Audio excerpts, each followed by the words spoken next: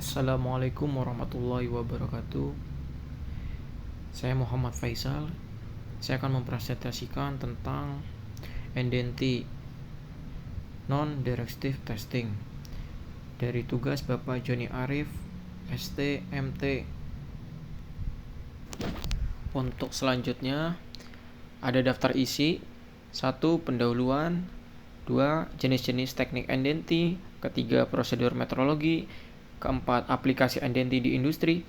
Keuntungan dan keterbatasan, rumus-rumus NDT, contoh soal, dan kesimpulan. Saya akan menjelaskan satu persatu. Saya di sini akan menjelaskan tentang definisi dari NDT. NDT adalah Non-Directive Testing. Adalah serangkaian metode dan analisa inspeksi yang digunakan untuk mengevaluasi sifat material, komponen, atau sistem tanpa menyebabkan kerusakan permanen pada objek yang diuji. Tujuan utama dari NDT adalah untuk mendeteksi, mengevaluasi cacat atau ketidaksesuaian dalam material yang dapat mempengaruhi integritas dan kinerja tanpa menghancurkan, mengubah bentuk objek aslinya. Teknik ini sangat penting dalam industri penerbangan, konstruksi, manufaktur, minyak dan gas, serta energi, karena kemungkinan pemeriksaan mendalam tanpa mengganggu operasional atau mengurangi nilai-nilai material yang diuji. Dan NDT juga bisa disebut dengan aktivitas tes inspeksi terhadap suatu benda untuk mengetahui adanya cacat, retak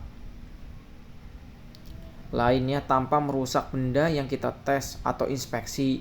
Pada dasarnya tes ini dilakukan untuk menjamin bahwa material yang kita gunakan masih aman dan belum melewati toleransi kerusakan atau the max toleransi. Material pesawat yang diusahakan semaksimal mungkin tidak mengalami kegagalan. Selama masa penggunaan NDT dilakukan paling sebanyak 2 kali. Pertama, selama diakhiri proses fabrikasi untuk menentukan suatu komponen dapat diterima setelah melalui tahap-tahap fabrikasi. NDT ini juga dijadikan bagian-bagian dari kendali mutu komponen. Kedua, NDT dilakukan setelah komponen-komponen digunakan dalam jangka waktu tertentu. Tujuannya adalah menentukan kegagalan parsial sebelum melalui the max toleransinya. Saya di sini akan menjelaskan tentang sejarah dari perkembangan NDT itu sendiri. Awal mula dan pengembangan awal 1980-an. Awal penggunaan visual inspeksi atau visual inspeksi adalah bentuk paling awal dari NDT yang digunakan oleh pekerja untuk mendeteksi kerusakan permukaan atau ketidaksempurnaan lainnya pada material. 1995, penemuan sinar X oleh William Conrad Roentgen. Penemuan sinar ini membuka jalan bagi radiologi grafik testing. Sinar X pertama kali digunakan untuk memeriksa integritas material struktur logam. Untuk pengembangan teknik utama NDT pada tahun 1920-an atau radiographic testing atau disebut RT mulai digunakan di industri untuk memeriksa las-lasan dan struktur logam. Pada tahun 1940-an di antara lainnya ada ultrasonic testing atau UT digunakan selama Perang Kedua untuk perkembangan mendeteksi cacat internal material logam. Ada lagi untuk magnetic particle testing, MPT, digunakan untuk mendeteksi retak atau ketidaksempurnaan permukaan pada material ferromagnetik. Ada lagi untuk liquid penetrant testing atau disebut LPT, yang digunakan untuk mendeteksi retak permukaan dengan cairan penetran. Untuk tahun 1950-an, anti-current testing atau ECT diperkenalkan oleh pemeriksaan material konduktif menggunakan arus eddy yang diinduksikan oleh medan magnetomagnetik. Standar dan sertifikasi tahun 1960-an sampai 1980-an Pada tahun 1960-an, organisasi seperti ASNT dan ISO mulai memperkenalkan standar pedoman untuk melaksanakan NDT. Pada tahun 1980-an, sertifikasi operator NDT diperkenalkan untuk memastikan kompetensi dan keterampilan personil NDT. Di era modern 1990-an, teknologi digunakan dalam NDT termasuk digital radiologi atau advanced ultrasonic komputer dan perangkat yang dimulai digunakan untuk menganalisa data. Pada tahun 2000-an, integritas teknologi AI atau analisa big data meningkatkan deteksi cacat atau efisiensi inspeksi. Untuk tahun 2020, inovasi dalam robotika atau drone atau sensor pintar, kemungkinan inspeksi di area yang sulit terjangkau untuk meningkatkan keselamatan serta efisiensi operasional. Untuk selanjutnya, dari jenis-jenis NDT. 1. Ultrasonic testing atau UT. 2. Radiographic testing atau disebut RT. 3. Magnetic particle testing disebut juga MPT. 4. Liquid penetrant testing disebut juga LPT. Kelima, eddy current testing atau disebut juga ECT. Keenam, visual inspeksi disebut juga V. 7. Accretion emission testing disebut juga AET. Untuk yang terakhir, yang nomor 8, thermographic testing.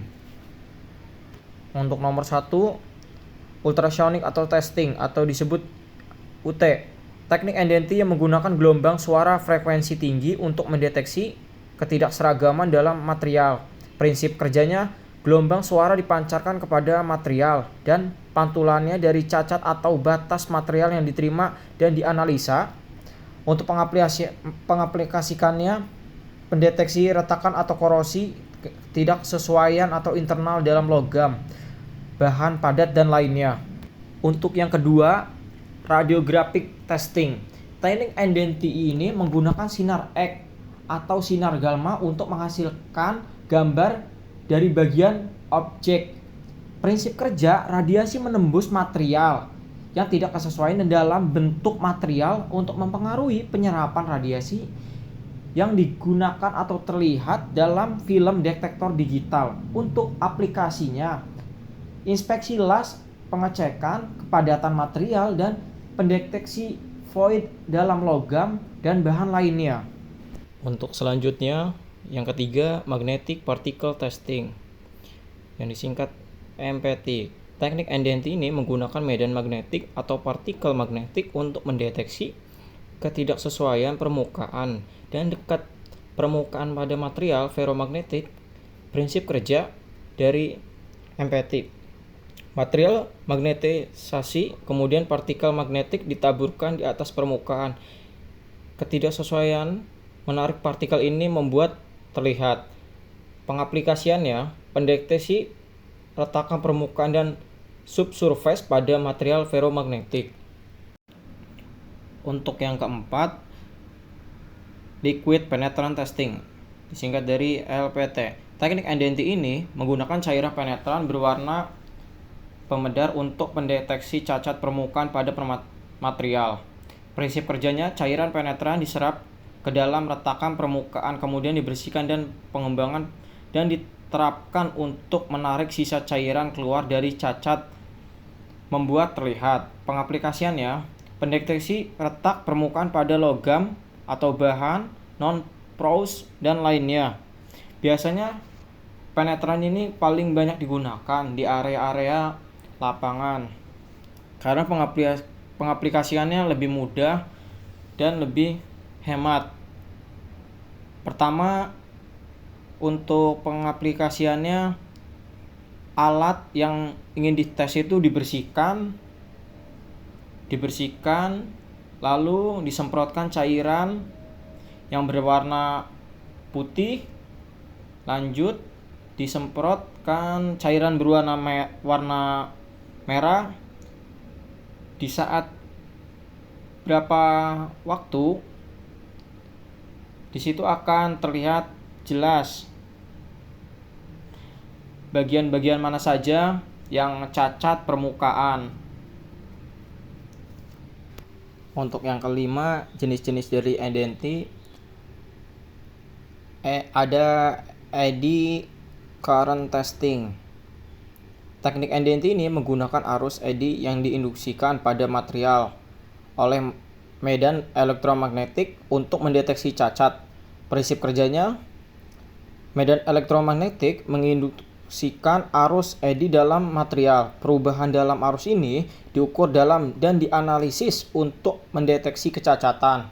Pengaplikasiannya, inspeksi retakan permukaan dan ketidaksesuaian material konduktif seperti logam. Untuk keenam, ada visual inspection atau disingkat UV. Teknik eddy ini melibatkan pemeriksaan langsung atau dengan alat bantu untuk mendeteksi kerusakan atau cacat permukaan. Prinsip kerjanya, pemeriksaan dilakukan dengan mata telanjang atau menggunakan seperti boroskop untuk melihat area-area yang sulit dijangkau. Pengaplikasiannya mendeteksi kerusakan visual pada hampir semua jenis material itu sendiri. Untuk yang ketujuh, ada Acoustic Emission Testing yang disingkat AET. Teknik eddy ini mendeteksi gelombang akustik yang dihasilkan oleh deformasi atau material atau pertumbuhan retakan saat material diberikan beban. Prinsip kerja, gelombang akustik yang dihasilkan oleh aktivitas material yang diterima oleh sensor dan dianalisis. Untuk pengaplikasiannya, monitor struktur besar seperti tangki penyimpanan jembatan atau pesawat. Untuk yang kedelapan ada thermographic testing. Teknik eddy ini menggunakan kamera inframerah untuk mendeteksi perubahan suhu pada permukaan material yang dapat mengetahui cacat internal atau degradasi material. Prinsip kerja kamera inframerah mendeteksi radiasi panas yang dipancarkan oleh material. Perubahan suhu ini dapat menunjukkan adanya cacat material. Untuk pengaplikasiannya, inspeksi material komposit, bangunan, dan komponen elektronik. Yang terakhir teman-teman ada laser testing metode. Teknik eddy ini menggunakan laser untuk mendeteksi getaran atau deformasi pada permukaan material. Prinsip kerja metode ini seperti serolografi dan holografi, menggunakan interferensi laser untuk mendeteksi perubahan kecil pada permukaan material. Untuk pengaplikasiannya, material komposit, deteksi dan delaminasi, dan monitor struktur. Nanti saya akan memberikan cuplikan teman-teman video dari jenis-jenis eddy ini agar teman-teman bisa memahami apa sih dan jenis-jenis apa aja dari eddy ini. Di sini ada prosedur dan metodologi langkah-langkah umum dalam pelaksanaan eddy ya teman-teman. 1. Perencanaan dan persiapan. Identifikasi objek atau tujuan, tentukan objek yang akan diuji dan tujuan inspeksi seperti deteksi cacat, pengukuran ketebalan atau verifikasi kualitas. Yang kedua, mempersiapkan peralatan. Kalibrasi peralatan eddy sesuai dengan verifikasi standar yang relevan untuk memastikan akurasi. Yang ketiga ada persiapan objek. Membersihkan permukaan objek dari kotoran, minyak, cat, atau material lainnya dapat mempengaruhi hasil inspeksi. Untuk yang keempat, pelaksanaan inspeksi. Penerapan metode eddy diterapkan oleh metode eddy yang telah dipilih sesuai dengan prosedur yang tertulis, misalkan UT, RT, MPT, dan LPT. Yang kelima, untuk analisis, interpretasi, evaluasi hasil. Analisis data yang telah dikumpulkan untuk mengidentifikasi cacat atau ketidaksesuaian. Gunakan peralatan lunak dan analisis jika diperlukan. Yang keenam, pelaporan. Penyusunan laporan inspeksi yang mencakup metode yang digunakan, prosedur pelaksanaan hasil yang diperoleh dari interpretasi data. Untuk selanjutnya 7. Tindakan lanjut. Tindakan untuk memperbaiki jika ditemukan cacat yang tidak kesesuaian. Rekomendasi tindakan untuk memperbaiki atau pergantian yang diperlukan. Untuk selanjutnya saya akan menjelaskan pelaratan apa sih dan instrumen NDT. Nomor 1 dari ultrasonic testing ya. Kita mempersiapkan transducer. Transducer adalah mengubah energi listrik menjadi gelombang ultrasonik dan sebaliknya. Yang kedua, flow detector. Pelaratan ini menampilkan dan menganalisis sinyal ultrasonik untuk mendeteksi cacat dalam material. Yang ketiga, ada koplement.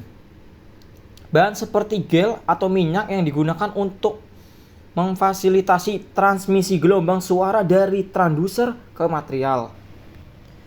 Dan untuk yang kedua, pelaratan dan instrumensi NDT, ada radiographic testing. Yang pertama, sumber radiasi X atau ray atau gamma atau ray generator menghasilkan sinar X atau gamma untuk memindai objek. Untuk yang kedua, radiographic film atau digital detector. Medium ini menangkap gambar radiografi atau objek yang diuji.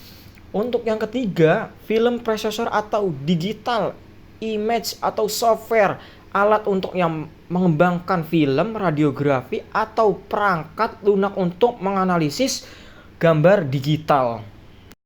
Untuk selanjutnya, pelaratan dan instrumen NDT dari magnetic particle testing atau disebut MPT. Yang pertama, magnetic tensing equipment, alat untuk menghasilkan medan magnetik seperti wave magnetik atau elektromagnetik. Yang kedua, magnetic particle. Partikel magnetik ini untuk pengaplikasiannya pada material untuk mendeteksi cacat, biasa dalam bentuk kering atau suspensi cair. Yang ketiga, ultraviolet atau UV light digunakan untuk memeriksa partikel magnetik fluorescence di bawah cahaya UV. Untuk yang keempat, pelaratan instrumen NDT meliputi dari liquid penetration testing. Yang pertama, penetran, cairan berwarna atau fluorescence yang pengaplikasiannya pada permukaan material untuk mendeteksi kecacatan. Yang kedua, Doppler atau serbuk, cairan pengaplikasian setelah penetran untuk menarik cairan dari cacat untuk membuat terlihat. Yang ketiga, cleaner. Cairan ini untuk membersihkan permukaan material sebelum, setelah, dan pengaplikasian penetran. Yang kelima, meliputi pelaratan instrumen, ada eddy current testing. Yang pertama, eddy current probe. Alat ini menghasilkan medan elektromagnetik untuk mengukur arus eddy yang memiliki induksi dalam material. Yang kedua, ada eddy current flow detector. Perangkat ini menganalisis perubahan arus eddy untuk mendeteksi kecacatan. Yang ketiga, reference standar. Benda standar untuk cacat yang diketahui untuk kalibrasi referensi selama inspeksi. Untuk yang keenam, dari pelaratan instrumen NDT ada visual inspeksi. Pertama, broskop atau endoskop. Alat optik ini untuk memeriksa area yang sulit dijangkau secara langsung. Yang kedua, digital kamera. Kamera ini untuk dokumentasi kondisi material atau komponen yang diperiksa. Yang ketiga, vanity glass atau kaca pembesar untuk membesarkan area kecil material untuk diperiksa agar terlihat dengan jelas dari cacat itu sendiri. Untuk yang ketujuh, pelaratan dan instrumen NDT meliputi acoustic emission testing. Yang pertama, sensor. Sensor ini untuk mendetektor partikel, mendeteksi gelombang akustis yang menghasilkan oleh cacat aktif dalam material. Yang kedua, amplimeter. Alat ini untuk memperkuat sinyal akustik yang lemah. Yang ketiga, data system. Sistem ini untuk merekam dan menganalisis sinyal akustik yang diterima oleh sensor. Untuk yang kedelapan, yang meliputi pelaratan instrumen NDT, ada thermography testing. 1. Infrared kamera. Kamera ini mendeteksi radiasi infrared yang untuk memancarkan objek yang menghasilkan gambar thermal. Yang kedua, heat sourcing. Alat ini seperti lampu pemanas atau blower yang digunakan untuk memberikan pemanasan awal pada material yang diperlukan. Yang ketiga, analisis software. Perangkat lunak ini untuk menganalisis gambar thermal untuk mendeteksi ketidaksesamaan suhu yang tidak untuk menunjukkan adanya cacat dalam pengelasan. Untuk yang terakhir, dari peralatan instrumen identity ini ada laser testing metode. Yang pertama, laser shortgraphy system menggunakan laser informatik untuk mendeteksi perubahan kecil pada permukaan material. Yang kedua, holographic occlusion. Menggunakan laser ini membuat gambar holografik dari objek yang bisa dianalisis untuk mendeteksi kecacatan. Yang ketiga, vibrometer untuk mengukur getaran permukaan material yang dihasilkan oleh medan laser itu sendiri.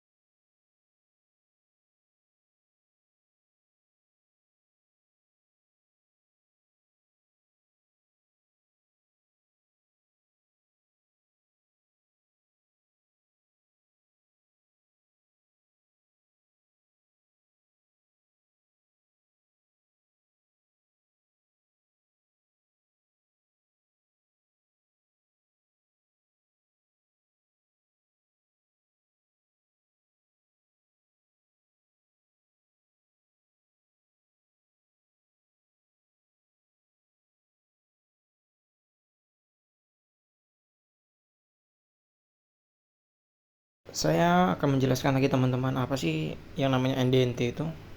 NDNT adalah mencakup metode seperti ultrasonic testing, UT atau radiographic testing, magnetic particle testing atau MPT atau liquid penetrant testing, dan ND current testing atau disebut ECT atau dan visual inspection atau UV. Masing-masing ini memiliki aplikasi dan keunggulan khusus dalam mendeteksi kecacatan permukaan maupun internal.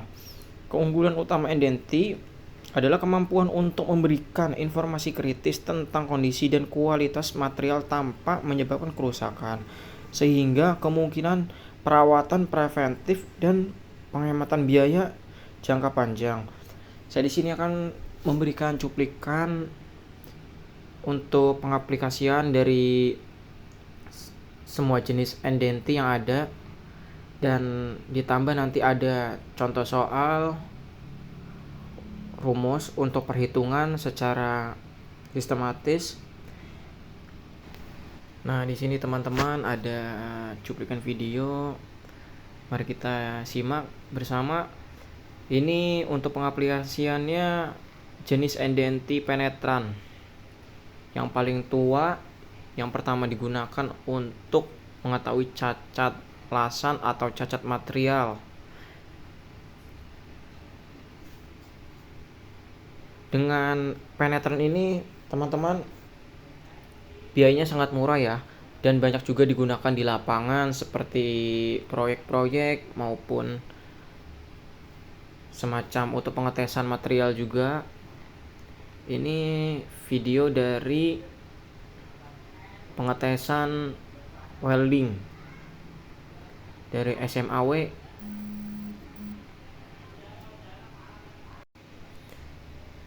Dan di sini untuk penggunaan alat-alatnya di sini ada clear, ada yang namanya penetran. Clear itu yang warna putih teman-teman ya. Kalau penetran itu yang merah.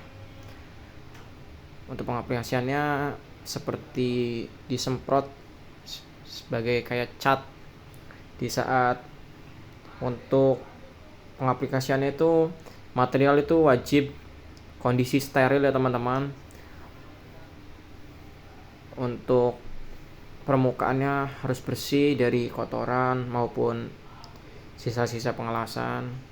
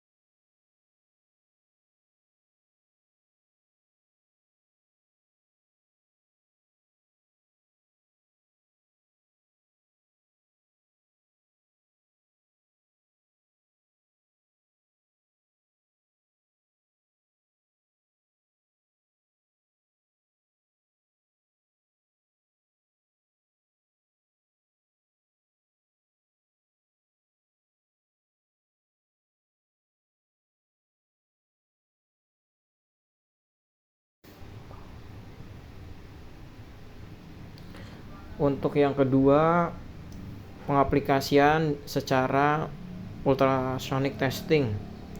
Pertama kali diperkenalkan pada awal abad ke-20-an dengan penelitian oleh Paul Langevin yang dikembangkan untuk mendeteksi gunung es menggunakan gelombang suara. Sejak itu teknologi UT ini telah dikembangkan pesat, digunakan berbagai industri seperti otomotif dan konstruksi. Pengertiannya, ultrasonic testing ini adalah metode non-destruktif atau menggunakan gelombang ultrasonik untuk mendeteksi kecacatan material, mengukur ketebalan, dan mengevaluasi integritas struktur.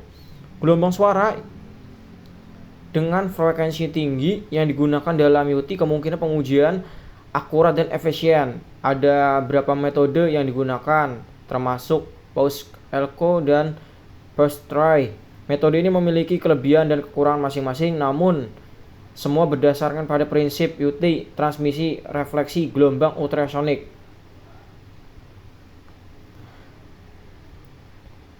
Keuntungan dan kekurangan dari alat ini sendiri,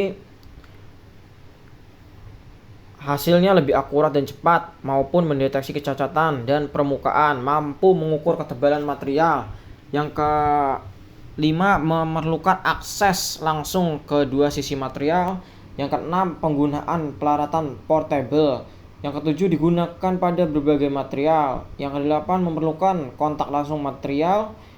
Yang kesembilan, hasil yang dapat direkam dan dianalisis. Yang ke-10, biaya operasional lebih rendah dibandingkan metode penguji lainnya. Kekurangannya, memerlukan operator yang terlatih dan pengalaman. Yang kedua, metode ini kemungkinan tidak efektif pada material sangat kasar maupun heterogen. Yang ketiga, keterbatasan pada material mampu menghantarkan gelombang ultrasonik. Yang keempat, perlunya kalibrasi dan verifikasi pelaratan skala berkala. Yang kelima, kemungkinan interferensi yang salah dalam penghasil pengujian. Yang keenam, tidak cocoknya untuk material yang sangat tipis. Yang ketujuh, memerlukan podium coupling seperti air atau gel untuk menghubungkan transducer secara material yang diuji. Yang kedelapan, sensitivitas terhadap ini orientasi sangat cacat. Yang ke-9, untuk pengujian yang lebih lambat dibandingkan metode inspeksi visual atau radiografi. Yang ke-10, keterbatasan untuk mendeteksi kecacatan yang sangat kecil ataupun berorientasi secara khusus.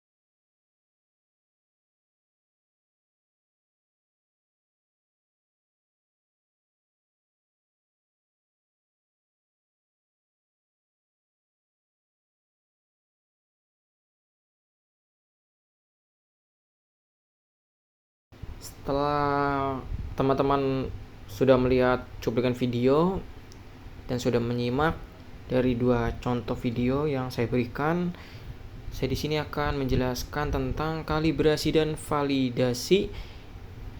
Kalibrasi dan validasi adalah dua langkah penting untuk NDNT untuk memastikan akurasi dan kendalaan hasil inspeksi.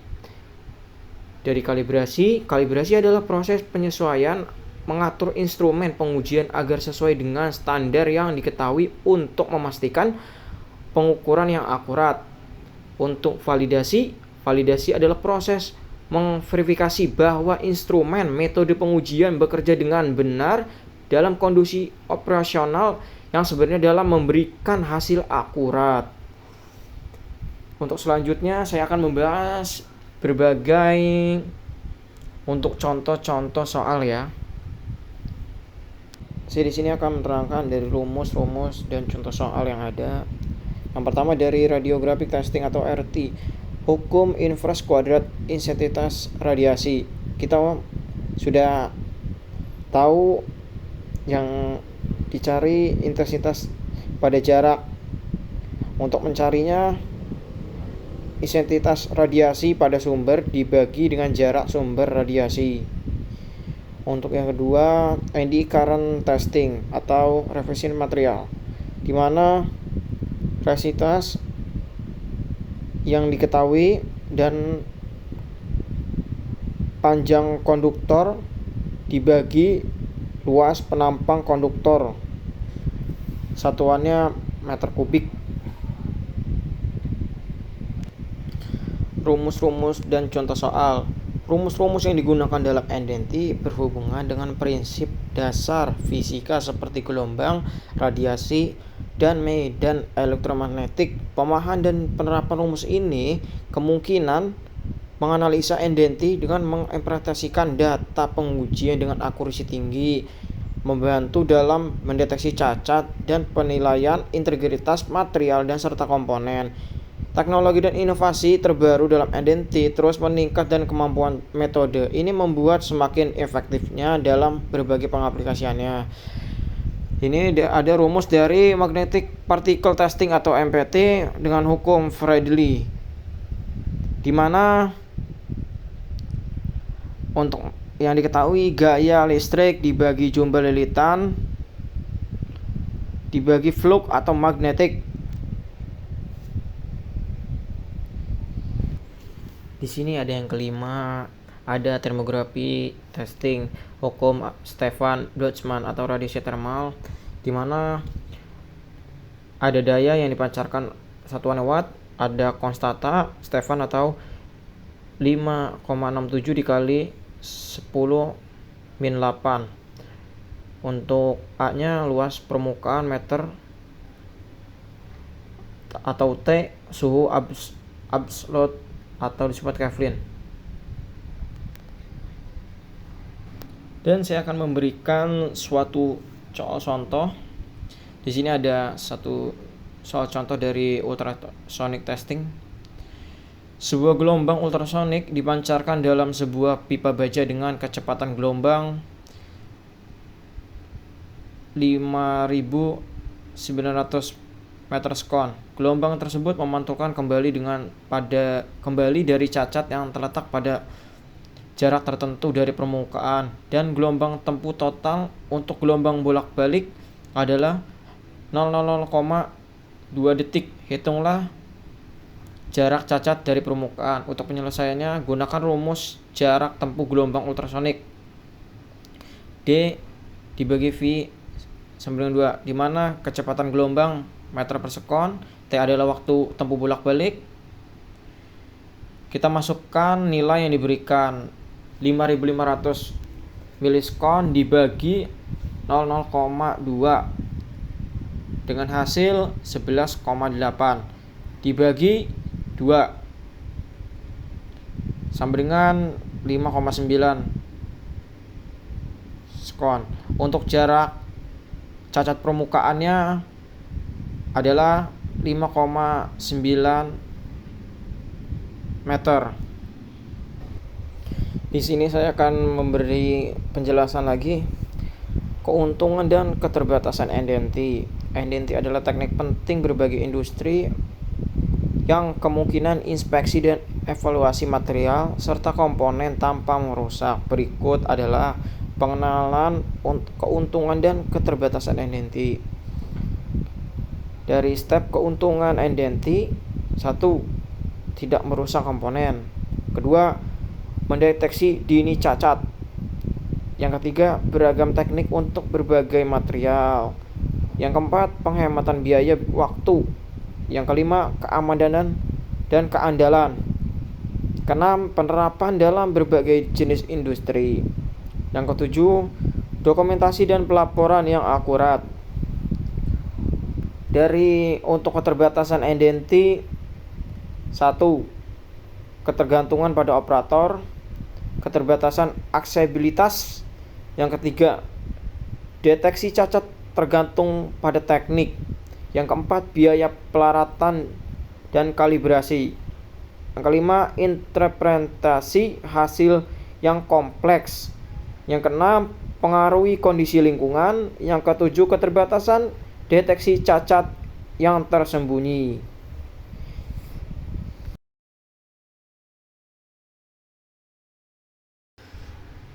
Dan yang terakhir, kesimpulan dari Endenti, teknologi ini sangat penting dan serbaguna yang kemungkinan inspeksi dan material komponen tanpa menyebabkan kerusakan. Metode ini sangat efisiensi dalam berbagai industri untuk memastikan kualitas dan keandalan dan keselamatan produk secara infrastruktur.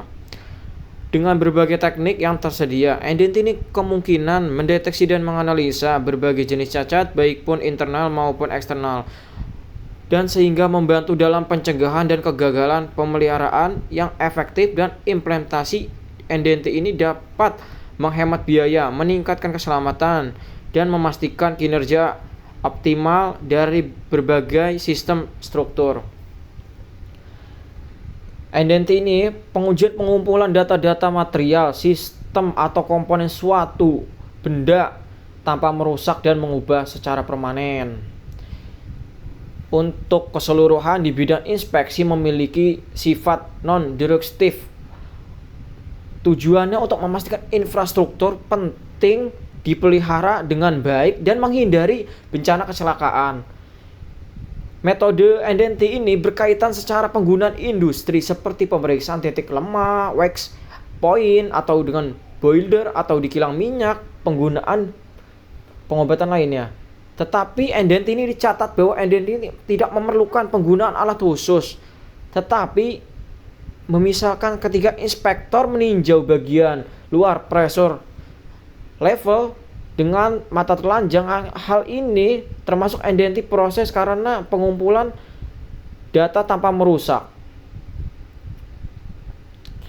Jelas pertanyaan dalam bahwa Endenti ini lebih menguntungkan daripada destruktif test karena kemungkinan material objek yang diperiksa bertahan dari pemeriksaan tanpa kerusakan sehingga menghemat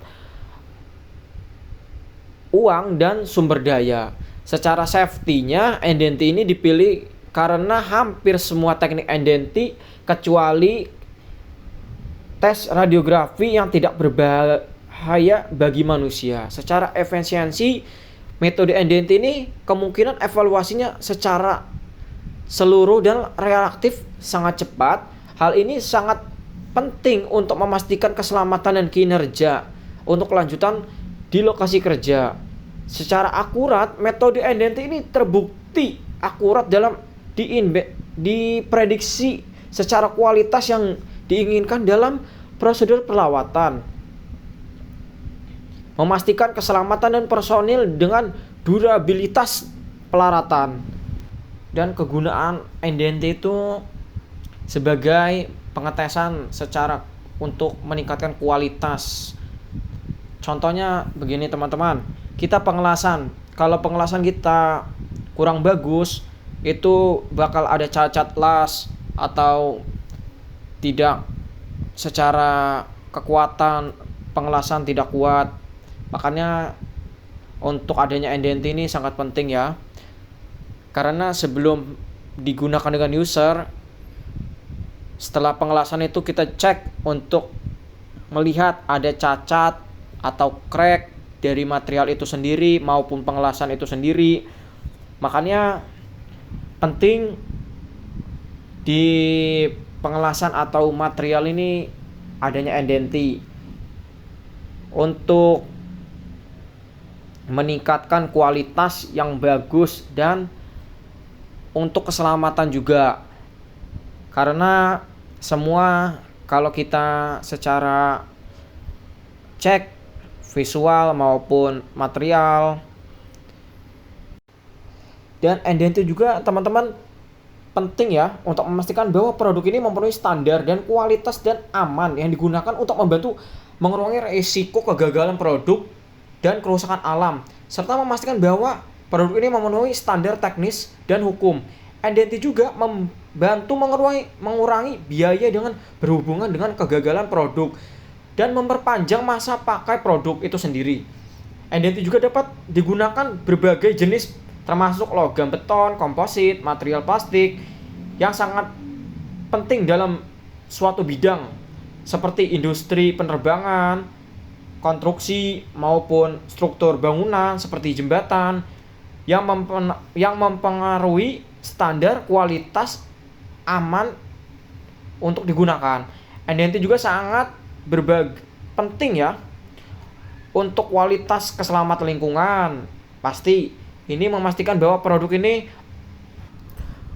ini memenuhi standar kualitas yang aman untuk digunakan dan serta membantu mengurangi resiko kegagalan produk dan kerusakan lingkungan. Identity ini harus dilakukan dengan inspektor yang terlatih dengan pengalaman yang harus digunakan secara teratur, memastikan bahwa produk tetap memenuhi standar dan kualitas yang aman untuk digunakan. Itulah teman-teman yang saya berikan tentang materi identity. Semoga teman-teman bisa memahami dan bisa mengetahui secara dasar identity itu apa dan kegunaan untuk apa. Semoga yang saya berikan ini bermanfaat untuk teman-teman untuk mempelajari. Bila ada kata-kata yang salah, mohon dimaafkan. Saya juga sama teman-teman masih belajar untuk mengenal dunia teknik di industri. Terima kasih teman-teman ya. Ada pantun sedikit teman-teman, hidup kesempian tanpa kekasih. Cukup sekian, terima kasih. Wassalamualaikum warahmatullahi wabarakatuh.